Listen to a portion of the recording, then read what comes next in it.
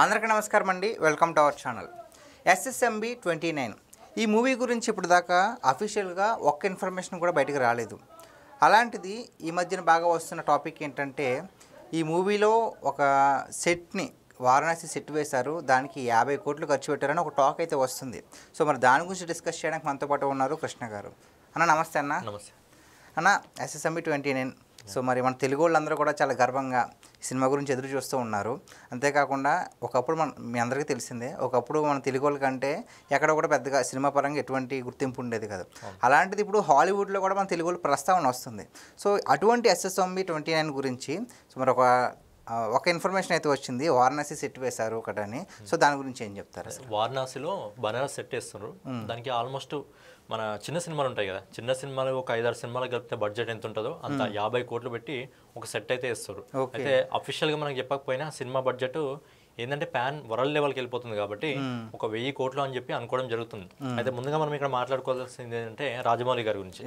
ఈరోజు రాజమౌళి గారు ఏదైతే మనకు బాహుబలి అని ఒక నిర్ణయం తీసుకొని ఆయన ఆ సినిమాని తీసిన తర్వాత దీన్ని పాన్ ఇండియా లెవెల్లో తీసుకెళ్ళాలి, మన తెలుగు సినిమాలు పాన్ ఇండియా లెవెల్కి వెళ్ళాలి అని చెప్పి ఆయన ఏదైతే ఒక మెట్టు క్రియేట్ చేసిండో ఈరోజు అందరూ ఆ మెట్లను చాలా సునాయాసంగా ఎక్కుంటూ వెళ్తున్నారు. కానీ దానికి పునాది వేసింది మాత్రము ఖచ్చితంగా రాజమౌళి గారే. ఆయన సినిమాలు చూస్తే కూడా ప్రతి సినిమా చూస్తే కూడా లైన్గా బడ్జెట్ అనేది పెరుగుకుంటూ వెళ్ళిపోవడం జరుగుతుంది. లాస్ట్ టైం ఏదైతే బాహుబలి తీసినారో బాహుబలి తర్వాత మొత్తము మన ఇండియా మొత్తం బాహుబలికి ఫిదా అయిపోవడం జరిగింది. తర్వాత RRR సినిమా వచ్చిన తర్వాత మొత్తం ప్రపంచవ్యాప్తంగా మొత్తము రాజమౌళి గారి పేరు, జేమ్స్ కెమెరాన్ గారినే రాజమౌళి గారిని మెచ్చుకోవడం జరిగింది. అలాగే ఆస్కార్కి వెళ్ళి అక్కడ అవార్డు కూడా గెలుచుకోవడం జరిగింది మన తెలుగు సినిమా. సో చిరంజీవి గారు ఒకప్పుడు ఒక ఫంక్షన్లో మాట్లాడడం జరిగింది. గోవాకి వెళ్ళినప్పుడు ఆయన అప్పుడు బాధపడిండు, ఏంటంటే అన్ని హిందీ సినిమాలకు సంబంధించిన పోస్టర్లు ఉన్నాయి, మన తెలుగులో ఎంతమంది పెద్ద పెద్ద హీరోలు ఉన్నారు, సీనియర్ NTR గారు, కృష్ణ గారు, శోభన్ బాబు గారు, ఇంకా నాగేశ్వరరావు గారు, అంతమంది పెద్దలు ఉన్నా కానీ ఎవరి ఫోటోలు అక్కడ లేవు. అంటే ఇండియన్ సినిమా అంటే ఓన్లీ హిందీ సినిమానే అన్నట్టు చిరంజీవి గారు కూడా బాధపడడం జరిగింది. సో దాని తర్వాత రాజమౌళి గారు తీసుకున్న నిర్ణయం వల్ల ఈరోజు పాన్ వరల్డ్ లెవెల్కి SSMB 29 అయితే వెళ్ళబోతుంది ఈరోజు. ఓకే, అంటే 50 కోట్ల సెట్ అంటే నాకు తెలిసి ఇండియాలో ఇదే అంత బడ్జెట్ ఓన్లీ ఒక సెట్ కోసం అంత పెట్టింది అయితే అదొకటే అనుకుంటున్నాను. అంటే 50 కోట్లే పెట్టున్నారు కదా, సో సినిమా మొత్తం కూడా అక్కడేం తీయరు. సో మరి అంత వ్యయం ఎందుకు వచ్చి పెట్టుంటారు అసలు? సరే, రాజమౌళి అంటే క్వాలిటీ మెయిన్ ఇంపార్టెంట్. ఆయనకు ఒక సినిమా తీయడానికి ఆయన 2 సంవత్సరాలు చెప్తే తర్వాత 3 సంవత్సరాలు అయితే 4 సంవత్సరాలు అవుతుంది. SSMB 29 డేట్ చెప్పలేరు, కాకపోతే ఈజీగా 3-4 ఇయర్స్ అయితే ఈజీగా పడతాయి. ఎందుకంటే ఆయన RRRలో మనం చూసుకున్నట్టయితే నాటు నాటు అనే సాంగ్ ఉంటుంది కదా, దానికి హీరోలు ఇద్దరికి కలిపి ఆల్మోస్ట్ 18-22 టేక్స్ దించిండంట. ఒక్క సెట్ ఒక్క స్టెప్ ఇద్దరికి పర్ఫెక్ట్గా రావాలని చెప్పి. కానీ ఫైనల్గా ఆయన సెలెక్ట్ చేసింది సెకండ్ స్టెప్ అంట. సో అలా రాజమౌళి గారు అంటే క్వాలిటీ ఆయనకి ఇంపార్టెంట్. సినిమా ఎన్ని రోజులు వెళ్తుంది కాదు, ఆయన ఒక సినిమా తీస్తే జనాలు గుర్తుపెట్టుకోవాలి, ప్రపంచానికి గుర్తుండిపోయాలి. దాంట్లో ఇది పాన్ ఇండియా మూవీ కాబట్టి ప్రతిదీ కూడా ఒక సెట్ కోసం 50 కోట్లు ఖర్చు పెట్టారంటే నెక్స్ట్ ఎంత బడ్జెట్ 1000 కోట్లు అనుకోవడం జరిగింది, కానీ అంతకంటే ఎక్కువ వెళ్ళే అవకాశం ఉంది. దీనికి సంబంధించిన నెక్స్ట్ షెడ్యూల్ కూడా కెన్యాలో ఉంది. దీనికి సంబంధించి నెక్స్ట్ షెడ్యూల్ ప్రియాంక చోప్రాతో కొన్ని సీన్స్ ఉన్నాయని చెప్పి అక్కడ ప్లాన్ చేయడం జరుగుతుంది. ఓకే, సో మరి అంటే ఛత్రపతి మూవీలో మనకి అంటే గ్రాఫిక్స్ అనేది అంతకాలం తెలియని రోజుల్లో అప్పట్లో అంజీ కావచ్చు, అమ్మూరు కావచ్చు, దాని తర్వాత షార్క్తో ఫైటింగ్ ఛత్రపతిలో. సో అందరికీ కొత్త ఎక్స్పీరియన్స్, షార్క్తో ఎలా చేస్తారు ఏంటనేది.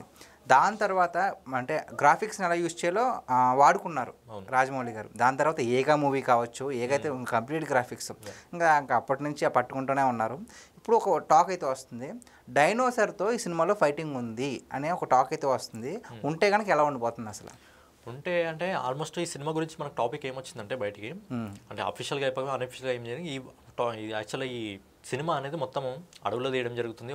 ఫారెస్ట్ బ్యాక్గ్రౌండ్లో అయితే సినిమా రావడం జరుగుతుంది, అక్కడ కూడా భారీ సెటిల్ వేయడం జరుగుతుంది. అండ్ ఈ సినిమాలో మన డైనోసార్ పక్కన పెడితే మిగతా అంతా కూడా ఎనిమల్స్ ఏవైతే ఉంటాయో రియలిస్టిక్గా ఉండాలి అన్న విధంగా అయితే ప్లాన్ చేయడం జరుగుతుంది రాజమౌళి గారు. ఎందుకంటే ఇది పాన్ వరల్డ్ మూవీ కాబట్టి గుర్తుండిపోయేలా ఉండాలి ప్రపంచానికి మొత్తం. రాజమౌళి అంటే ఏంటో, మళ్ళీ మన తెలుగు సినిమాలు అంటే ఏంటో. యాక్చువల్గా మహేష్ బాబుని మనం చూస్తుంటే చిన్నప్పటి నుంచి చాలా మంది హాలీవుడ్ హీరో అని అంటారు.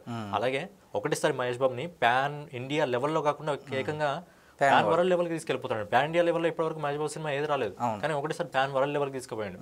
కాబట్టి ఆ ఫైట్ ఉంటే అదొక డిఫరెంట్ ఫీలింగ్ అనేది ఆడియన్స్ కూడా ఎక్స్పీరియన్స్ అవుతుంది ఖచ్చితంగా. ఓకే, అంటే మహేష్ బాబు గారిని చూసుకున్నట్లయితే శ్రీమంతులు మూవీ నుంచి మొన్న వచ్చిన గుంటూరు కారం కాకుండా అంతకుముందు వచ్చిన వరకు కూడా సినిమాల వరకు కూడా మొత్తం అంతా కూడా ఒక మెసేజ్ ఓరియంటెడ్ మూవీస్.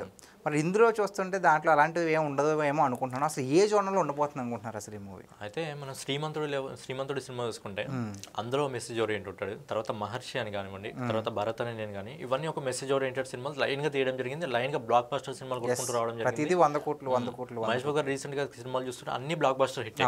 అయితే ఈ సినిమాలో మనకు వినిపిస్తున్న స్టోరీ ప్రకారం ఏంటంటే, ఈ సినిమా ప్యాన్ వరల్డ్ లెవెల్లో ఏ విధంగా ప్రేక్షకులను ఆకట్టుకోవాలో రాజమౌళికి బాగా తెలుసు. సో అందుకే ఈ సినిమా స్టోరీని ఏ విధంగా డిజైన్ చేయడం జరిగింది, ఇది అంటే అఫీషియల్గా కాదు, అన్అఫీషియల్ కొద్దిగా రూమర్స్ అయితే రావడం జరుగుతుంది. మరి ఇదే నిజమైనా ఒకవేళ స్టోరీ బాగుంది, నిజమైతే కూడా పెద్ద హిట్ అయితే కొడుతుంది. అయితే ఏంటంటే ఇది సినిమా ఆంజనేయ స్వామి కథ ఆధారంగా ఈ సినిమాను ముందుకు తీసుకెళ్తున్నట్టయితే ఇన్ఫర్మేషన్ అయితే రావడం జరుగుతుంది. ఏంటంటే ఈ సినిమాలో మహేష్ బాబు గారితో పాటు ఎవరైతే ప్రియాంక చోప్రా ఉందో ఆమె మెయిన్ కీ రోల్ ఈ సినిమాలో.